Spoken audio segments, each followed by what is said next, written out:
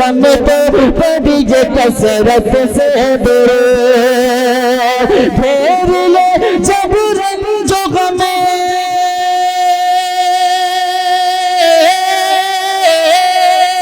फेर ले जब रंजो गम तो बड़ी कसरत से दूर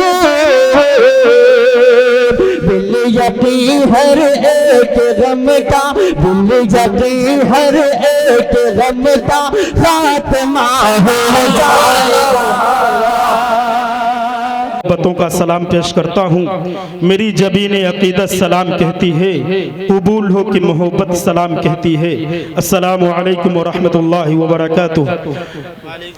दोस्तों, आइए हम प्रोग्राम को बाकायदा तौर पर शुरू करने जा रहे हैं। तमाम तारीफ़ें उस परवरदिगार आलम की जिसकी हम सब मखलूक हैं, जिसके आसमान के नीचे ज़िंदगी गुजर व बसर कर रहे हैं।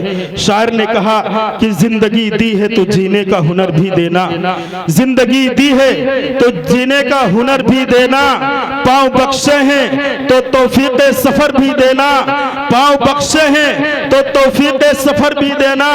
तूने बोलना सिखाया है कि मैं गूंगा था, अब मैं बोलूंगा तो बातों में असर भी देना।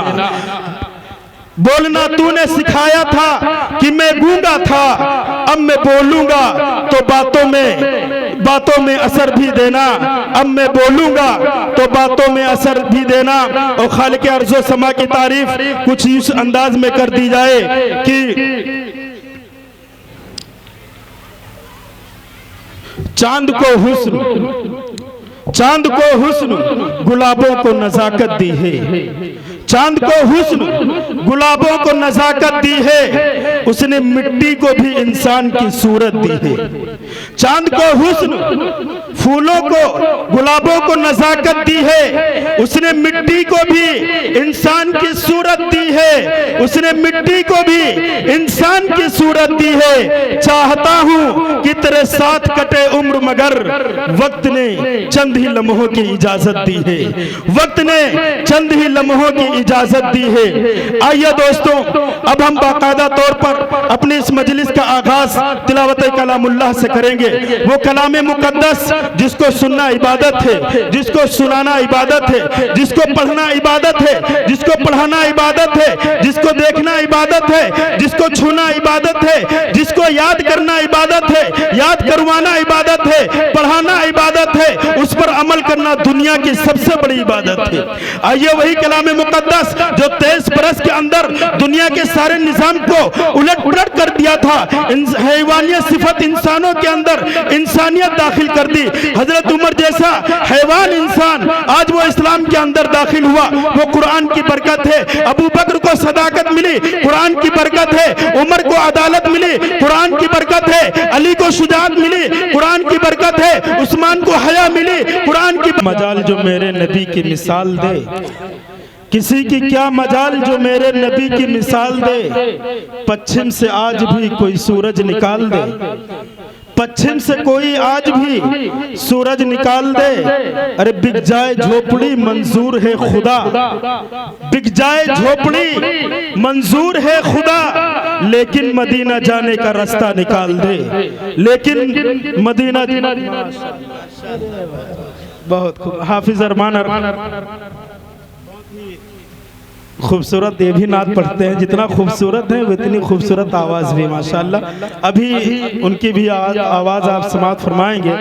तो मैं अर्ज़ ये कर रहा था कि बिक जाए झोपड़ी मंजूर है खुदा, लेकिन मदीना जाने का रास्ता निकाल दे। और मक्का मदीना का तज़किरा हो ही रहा था, तो एक शेर कुछ जहन में यूँ आ रही थी कि तेरी आँखें तेरी जुल्फ़ें तेरा शाना देखूं, तेरी आँखें तेरी जुल्फें तेरा शाना देखूं, बारहा ख्वाब में मंजर वो सुहाना देखूं, बारहा ख्वाब में मंजर वो सुहाना देखूं। लोग सारे तो तेरे शहर के दीवाने हैं, लोग सारे तो तेरे शहर के दीवाने हैं। मेरी ख्वाहिश है कि मैं तेरा ज़माना देखूं, मेरी ख्वाहिश है कि मैं तेरा ज़माना देखूं। शेर ये मुलाहजा फरमाइए कि रेत पहनी हुई मक्का की गुजरगाहों पर, रेत पहनी हुई मक्का की गुजरगाहों पर नीची नजरों से तेरा गार में जाना देखूं, नीची नजरों से तेरा गार में जाना देखूं। आइए दोस्तों और थोड़ा माहौल बनाते रहिए। सुभान अल्लाह। ये नाते नबी इसीलिए पढ़ाई जाती हैं कि आपकी नेकियों में इजाफा हो। जब सुना जाए तो सुभान अल्लाह कहें, मोहम्मद सल्लल्लाहु अलैहि वसल्लम का नाम आए तो दुरूद पढ़ें। थोड़ा आवाज बुलंद इसलिए कराया जाता है कि आपके अंदर सुस्ती ना पेवस्त हो जाए, वरना जहनो दिमाग के अंदर सुस्ती फिर सवार हो जाएगी, फिर शैतान हावी हो जाएगा, फिर कहेगा चलो यार कुछ समझ में नहीं आ रहा। नहीं, ऐसा नहीं है, समझ में आएगा। आप पूरी जिंदा दिली के साथ सुनिएगा। मैं जिंदा हूं इसलिए कि मैं बोल रहा हूं। दुनिया किसी गूंगे की कहानी नहीं लिखती है। अगर आप बोलते रहेंगे तो आप जिंदा दिली का सबूत दे रहे हैं। अगर आप यूं ही खामोश रहेंगे, हाथ पैर को नहीं हिलाएंगे, जबान को नहीं हिलाएंगे, तो ये कमजोरी है, सुस्त और काहिली की अलामत है। कहते हैं कि अल्लामा इकबाल का एक शेर याद आ रहा कि कहते हैं कभी गोश्त न खाता था मुअर्री, फल फूर पे करता था हमेशा गुजर औकात। एक दोस्त ने भूंजा हुआ तीतर उसे भेजा, कहने लगा कि साहिबे गुफरान लुज़ूमात। अरब का शायर था और अरब में गोश्त तो पसंद ही है सबको, लेकिन पता नहीं क्या है कि वो शायर के अरब में गोश्त नहीं खाता था, मैं फल फूल पे गुजारा करता था। तो एक उसका दोस्त उसे आजमा रहा है। मैं जहां ले जाना चाहता हूं वहां तक आप पहुंचिएगा। आपकी हम कमजोरी ढूंढ रहे हैं कि कहते हैं कभी गोश्त न खाता था मुअर्री, फल फूल पे करता था हमेशा गुजर औकात। एक दोस्त ने भूंजा हुआ तीतर उसे भेजा, कहने लगा कि साहिबे गुफरान लुज़ूमात। तीतर भेजा, बेहतरीन मुर्ग मुसल्लम, उस पर बेहतरीन किस्म के आला किस्म के मसाले लगाए, खुशबू आ रही। जब उसके पास पहुंचा उसके लार टपकने लगी, पानी आने लगा। तो उसने कहा कि कहने लगा कि साहिबे गुफरान और लुज़ूमात, ए मुर्ग के बेचारे जरा ये तो बता तू, तेरी वो सजा तेरा वो गुनाह क्या है जिसकी मकाफात। अब भाई शायर था, उसने कहा कि तू भूंजा हुआ तीतर है, तू क्या जवाब देगा? मुझसे सुन तू क्या कहता अगर तू जिंदा होता। कहने लगा कि तकदीर के काजी का ये फतवा है अजल से, है जुर्म ज़ईफ़ी की सजा मर्ग मफाजात। तकदीर के काजी का फतवा है अजल से, है जुर्म ज़ईफ़ी की सजा मर्ग मफाजात। ये जो हमें सजा मिली है, जो मैं भूंज दिया गया, मसाले में डाल के मुझे तल दिया गया, ये मेरी कमजोरी है।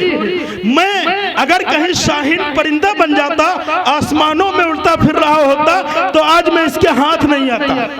तो ये कमजोरी है, हमारी कमजोरी है जो हम दबाए जा रहे हैं। हम अपने आप को कमजोर ना समझे। तो एक शायर कि तू पुकारेगा तो सहने हरम आएंगे, तू पुकारेगा तो सहने हरम आएंगे, अब अबाबीलों के अंदाज में हम आएंगे।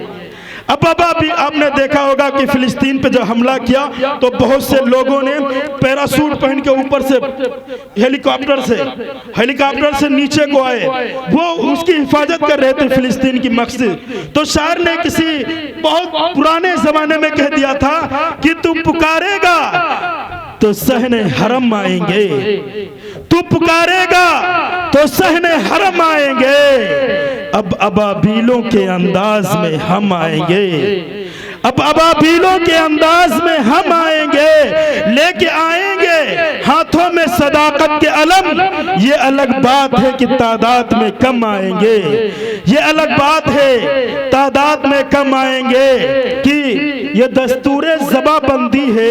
कैसा तेरी महफिल में यहाँ तो बात करने को तरसती है ज़बा मेरी, यहाँ तो बात करने को तरसती है ज़बा मेरी। उठाए कुछ वरक लाला ने, कुछ नरगिस ने, कुछ गुल ने, उठाए कुछ वरक लाला ने, कुछ नरगिस ने, कुछ गुल ने। चमन में हर तरफ बिखरी हुई थी दास्तां मेरी, चमन में हर तरफ बिखरी हुई थी दास्तां मेरी। माशाअल्लाह ये ज़ैनुल आबिदीन साहब ये जब भी कभी प्रोग्राम हमारा सुनते हैं तो अपने मोहब्बत से ज़रूर नवाजते हैं।